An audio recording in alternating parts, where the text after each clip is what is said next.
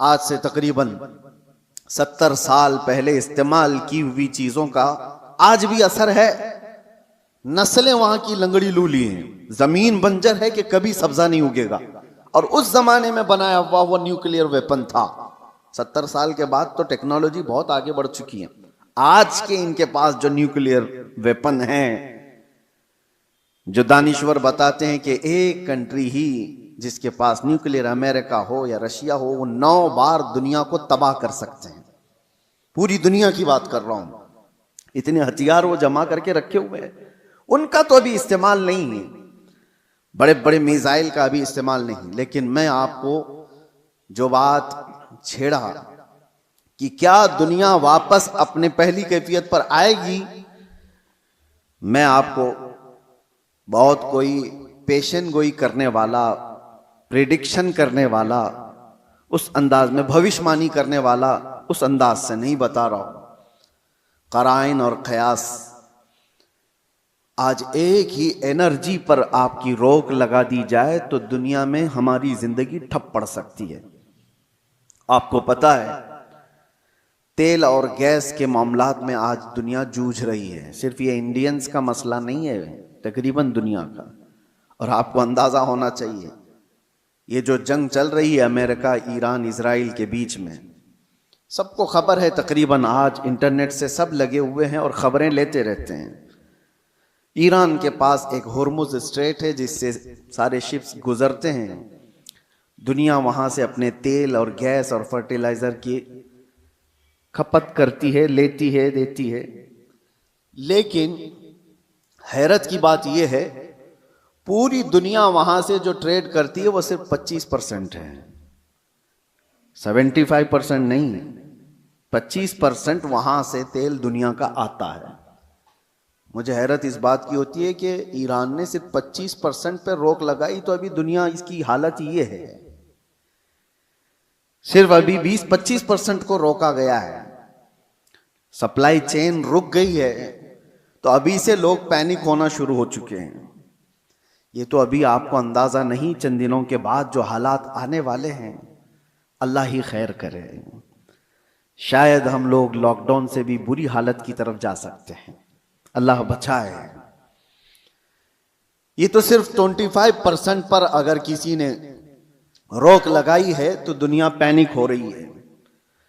मेरे अजीजों, वो वक्त आएगा, मेरे आका सल्लल्लाहु तआला अलैहि वसल्लम ने जो क़यामत के करीब होने वाली निशानियां बयान फरमाई, उसमें से बड़ी निशानियों में एक निशानी ये भी है कि कत्ल और खून रेजी बहुत बढ़ जाएगी। इतनी ज्यादा कि एक बाप की अगर 100 औलाद हैं तो 99 मर जाएंगे और एक बचेगा। कत्ल और हर्ज इतना बढ़ जाएगा। माल की कसरत हो जाएगी, ये भी हदीस पाक में है, जो कयामत की निशानियां हैं उसमें। और ये जो हालात हैं, अभी किसी ने एक हदीस भी सोशल मीडिया पर नश्र करके बहुत वायरल किया था, उस पर भी मैं आपसे गुफ्तगू करूं। एक हदीस मिलती है, इज़ा रअयतुम उमूद अहमर क़िबल अल-मशरिक़, जब ईस्ट की तरफ से, अब ये तो एरिया पूरा मिडल ईस्ट ही है, मशरिक की तरफ से तुम आग का सुतून देखो तो हुजूर फरमाते हैं फद्दखिरू ताम सनतिकुम, तो अपने 1 साल का खाना जमा कर लो।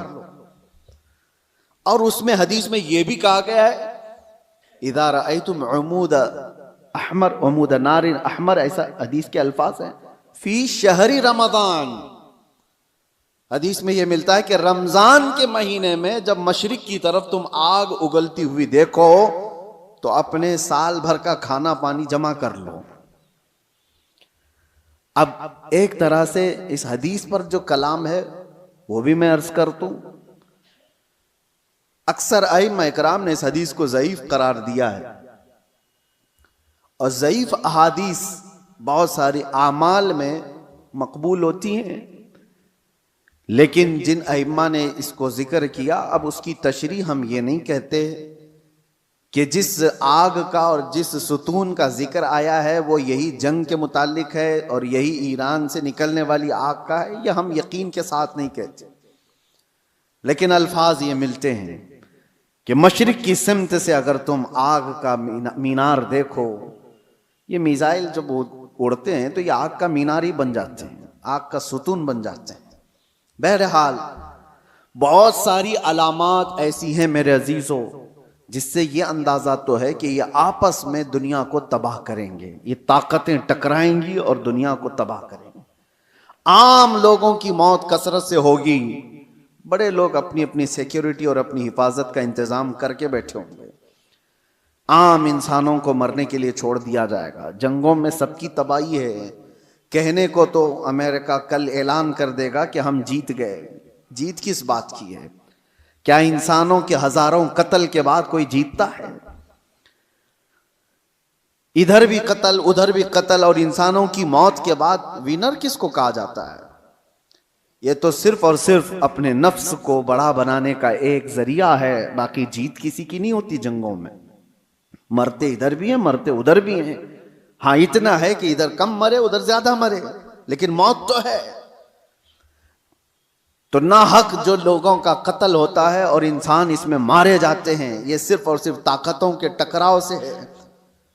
मैं आपसे एक बात अर्ज कर रहा हूं, अंदाजा करो कि अगर दुनिया ने तुम्हारे सप्लाई चेन की नस को थोड़ी देर के लिए रोक लिया तो तुम क्या करोगे? एक वक्त वो आएगा जब मुखबिर सादिक सल्लल्लाहु ताला अलैहि वसल्लम ने फरमाया, कहत इतना ज्यादा हो जाएगा कि लोग एक दूसरे का गोश्त खाने की कोशिश करेंगे। कहत साली ऐसी आ जाएगी। सारी कहत साली किसको कहते हैं? कहत। एक हदीस में तो मिलता है कि दज्जाल के आने से 3 साल पहले पहला साल ऐसा होगा कि जमीन 1/3 हिस्सा सब्जा उगाना रोक देगी और आसमान 1/3 हिस्सा बारिश बरसाना छोड़ देगा। और दूसरा साल ऐसा आएगा कि जमीन आधा हिस्सा सब्जा उगाना छोड़ चुकी होगी और आधा हिस्सा आसमान बारिश बरसाना रोक देगा।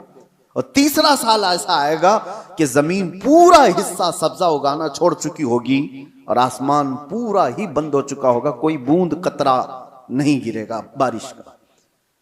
और उस वक्त लोग कहत में ऐसे मुब्तला होंगे कि उनके पास खाने पीने की कोई चीज नहीं रह जाएगी। ये तो दज्जाल के ज़ुहूर से पहले की अलामत बताई गई है, लेकिन कुछ रिवायात मैं आपके सामने ये भी रखता हूं।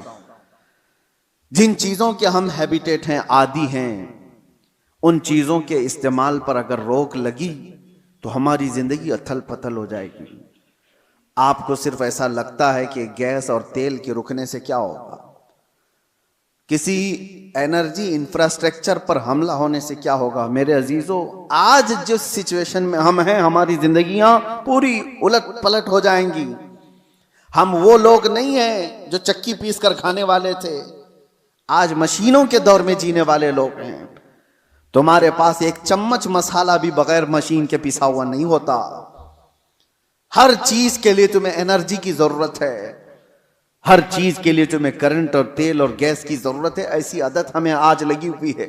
हमारा कोई खाना बगैर मशीनों से गुजरा हुआ नहीं आता, कोई खाना। हाँ, सिर्फ और सिर्फ कुदरती फल फ्रूट खा लिए तो अलग बात है, बाकी सारे जो खाने के जो हमारे आदात हैं ये बगैर एनर्जी प्रोसेस से नहीं आते हमारे पास। कल को जब ये सवारियां रुक जाएंगी, जब ये नकल व हमल एक जगह से दूसरी जगह जाने के ट्रांसपोर्ट और कम्युनिकेशन सब रुक जाएगा, तो लोगों के अंदर का एक पागलपन बाहर आएगा। ये इब्तिदा है। दूसरी एक चीज, आज से तकरीबन 9 साल कबल मैंने एक बयान में अर्ज किया था, क्रिप्टो करेंसी का जो यहां पर दुनिया में रिवाज लाने की कोशिश की जा रही है, उससे क्या होने वाला है। एक बात मैं आपको बताऊं, अनकरीब ऐसे हालात आएंगे कि आपसे आपका माल और दौलत सब खत्म कर दिया जाएगा। आपके जेब में जो ये सिक्के और पैसे हैं, एक दिन ये सब निकल जाएंगे। वैसे भी अभी आधे से कम रह गए आपके पास। आपकी जो दौलत है वो सब आपके बैंकों में है और आप मोबाइल लेकर के घूमते हैं या एटीएम कार्ड लेके घूमते हैं। आपको बैंक ने सिर्फ इतना बताया, इतने डिजिट हैं आपके पास पैसे, आपको भी यकीन है। 10 लाख रुपए आपने बैंक में जमा किया और 10 लाख का डिजिट आपको बैंक ने दे दिया आपके मोबाइल के मैसेज पर, और आपको यकीन है मेरे पास 10 लाख हैं। पकड़ने में कुछ भी नहीं आपके पास।